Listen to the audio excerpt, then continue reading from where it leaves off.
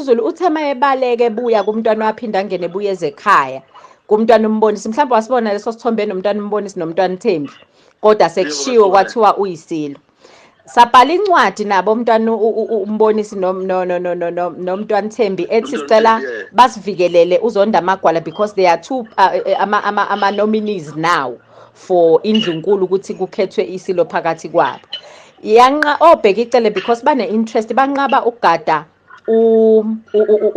uSimakade bathi akwenziwe i-risk assessment iqala ababuza uGeneral Mkhwanazi uthi yayenziwe i-risk assessment kuMisuzulu because uMisuzulu thina satshela umntwana ukuthi kuthiwa simhlangabeze ngoba uzotshala uma wakhe from eSwaziland emaphoyiseni aseSwaziland uma sesiwithdraw i-security yakhe sazi ukuthi thina sesiqedile umsebenzi ngoba sekudlulile kanti umntwana aphinda angena usebenzisile mhlambe mawukhumbula futhi umshololo nomntwana waphinda angena bamemezela ukuthi i-security asendlunkulu isiwithdrawiwe lapho ke kwa-withdraw nje wonke amaphoyisa vele obhekicele babengafuni ukuthi ingonyama igadwe lamaphoyisa 151 endlunkulu so ya-withdraw from there then uma silokhu siphusha ukuthi babagade sanenkinga yokuthi abakwenzi sathola i-agenda yabo nje ukuthi iphambene nalethini esiyiphethe uyabona sase sithi asiqhubeke sithi set up ama-systems e-ofisi likaMisuzulu in place cause anyway ngeze sikwazi ukumelana nalento eyenzakala uma umntwana aphinda ngesehlangene noRamaphosa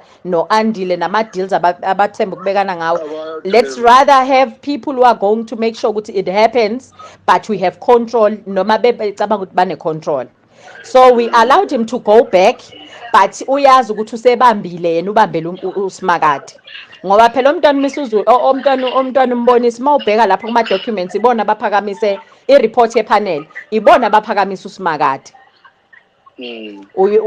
mawuvula ngithi uyayibona i-report ithini emaminithini omhlangano yes asho ukuthi babe khona ibona baphakamisa uSimakade yeah those so sabona ukuthi sine challenge ukuthi azokwazi ukumelana nomntwana aphinda angene because now into aseyenza esizweni i-rubbishes ukuzalwa kwalaba obabiza ngabantwana besicebe bobabili ayisekho into ebanika ivalue esizweni so kusukela lapho kuningi kwabese kwenzeka safaka oprofessor uOT bonke bareport e-officeini lami umntwana Zebulon bonke labo bantu bareport e-officeini lami kwaze kwahamba kwayiwa kwi-office leNgonyama Trust bathi bashintsha ojaji benzani yonke leyo nto bonke labo bantu bareporta kimi kwalabo mnisi ekuthiwa bayabahlupha omnisi bafika ngami e-officeini lesilo ngo-2017 ngoba bezwe lento yendaba yama-oils nama-Arabs ye-development ekuthiwa ize-KZN isile sayinqaba then ngaleso sikhathi so senza sure ukuthi yonke into iyenzeka now they are frustrated ukuthi i-office alifunctioni ke manje because bona bazi ukuthi behind the scenes what's happening into frustrate uMisuzulu ukuthi his signatures awana value and la kathi wenza khona izinto nabantu bayamphusha ngapha nangapha bayamphusha usekhathele can we settle him ngo-100 million aphume njengoba sasithembisile ukuthi at least he will be compensated we understand wakhuluma ne-office yena bese licabanga ukuthi lona lireporta kuyena o-CEO no-CFO weNgonyama Trust ngoba ecabanga ukuthi akakwazi ukukhuluma nami omntwana Africa bathema bekuthola lokho Monday ukuthi kanti njengoba kuthiwa fanele ngikhokhele uMisuzulu mina ngo-Tuesday kanti mina engikhokhayo futhi bona bazi ukuthi mina ngisitha sabo bavele wakhipha i-statement iqala i-media statement yakhe nje ngizokuthumelela ya-Monday wathi mina bengenza sinojaji sihlangana ukuthi i-office lingafunctioni besihlangana ukuthi uthi ngafoja ama-signature kaMisuzulu angithi wasayini ukuthi le mali uzoyithola so besikwi-process yokuyikhokha ke manje sasethapha ilokhuzana wonke umuntu the paymaster is on standby and because it's 12 billion from that donation ebekade siyibeke eceleni ukufacilitate yonke lento eceleni so ngathi mina asingamniki u100 million so mniki i-billion from le mali so all parties ebethinteka kwafanele asayine this one is going to Ngonyama Trust this one is going kuphi we understand so uma eseyikhipha uAfrica yena Monday ngoba esethola ukuthi kanti njoba beyohlangana laba ohlangana khona bayohlangana nami no-ambassador buyena obefacilitator from the side la kuphume khona imali ne-state security general wakhona and bavele bathi ama-signature uMisuzulu akasayinanga uMisuzulu uzele lokho that's why engazile enkantolo uzele ukuzoqedela ama-deals esinawo uyabo siya-consulta naye, hhayi ney'ngane. That's why even i-affidavit yakhe ikhulumela yena yedwa lapho kini, cause akekho endlunkulu okufanele athi noma kuthiwa uyashintsha yena amtshele otherwise, cause yena uyayazi imission ayiphethe, uyabo, uyayazi imandate ayiphethe. Uyayibona leyo ndaba? Uyabona ukuthi injula buchopha ihambanga nokhokho benu ababebhokodana ngemkhonto. Ya sikhona ikhona iy'ngwevu, nathi sihleli nogogo abahleli lapha kithi siyawenza umsebenzi wengonyama. Ibanjiwe, ningathuki Sothondoza.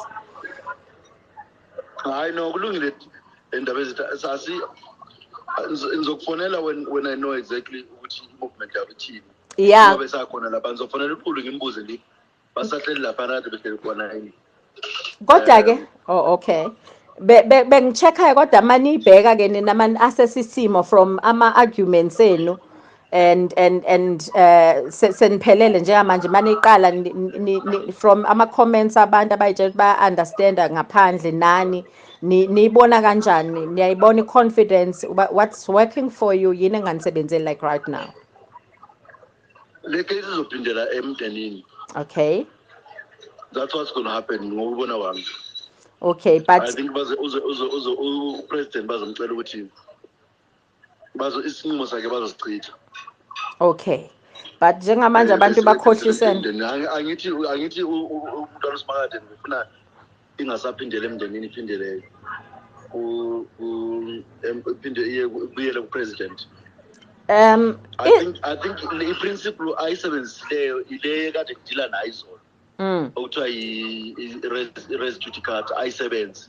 Okay. Ayisebenzi. I think umqanso laphana bemkhulu kakhulu ukuthi awugibele. I don't think usucceedile ukuyigwema le. So I don't think it will go back to president. Okay. But I think it will go back to Indlunkulu.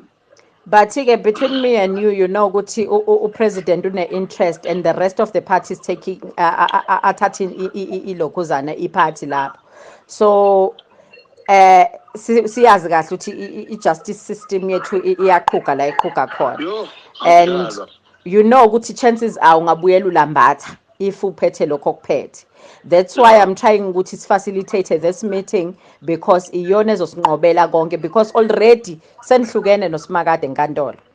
So ukuhlukana kwenu already sekunika bani, sekubanika i-point against nina. Senisele nodwa enithi ayibuyele ekhaya, bona bathi ku-right, abanye bathi ayibuyele ku-president, the very same president ekuthiwa kathembakele. Uyayibona ukuthi siyasilahlekisa. So the option that we are left with to make sure ukuthi all parties wonke agcina yale ilena esisele nayo engisuggestele umntwana omkhulu ukuthi come that day, noma engabe kuthiwa inkantolo ibinquma ukuthathane, but kusanika indlunkulu amandla ukuthi ayiqhubeke ihlangane, noma abanye badecide ukuyidlulisa icase iye kwenye inkantolo elandelayo, noma abadecide kanjalo. But le eyokuthi indlunkulu ikwazile ukuhlala yayiplanela ukuthi izophepha kanjani yonke on Friday, kuzokwenza ukuthi kube lula. Remember, on the other side I'm dealing with iside leli elenza ukuthi kube difficult for you to deal with, elokuthi uMsuzulu uyisilo. Already that one ngiyayidropha manje, uya understand? Yeah, inzima. Yeah, so if kukuthi the approach izogcina ihamba ngale ndlela, vele either way amandla abuyela kumntwana omkhulu, noma ugcina ubuyele esinqumeni sakhe esithathe kuqala, noma ufuna uku-introduce okusha, noma ufuna ukwenzani, but either way umntwana omkhulu mawukuthi umhlangano uyeza njengamanje, awuzile ngokuthi ubani oyisilo, ubani obani, anyway kuyena akakhulekeli any of them amadodana akhe. Kuyiwa because you are planning for ini ukuyenkantolo ngaleya date. Phekwalokho phela ama-representatives indlunkulu qobo akuye abantu okuyibona akufaneleke baye khona. Yabo njengoba kuthiwa begcwele isayidi lasenkunzane, kugcwele ama-friends of indlunkulu. It wasn't indlunkulu, khona amakhosi wabuthelezi, amazimela, khona iy'nduna, khona ama-bodyguard, khona abangani bomntwana uNondumisa abangahlanganiseli lutho nesibongo sakaZulu, khona kufacilitator ondumo nje lowo mpofo belokhu ehlenyuka nembatha, akusiyi baba kaZulu bonke labo bantu. so and ibona babangumsindo abagcina befuna ukulwisa indlunkulu.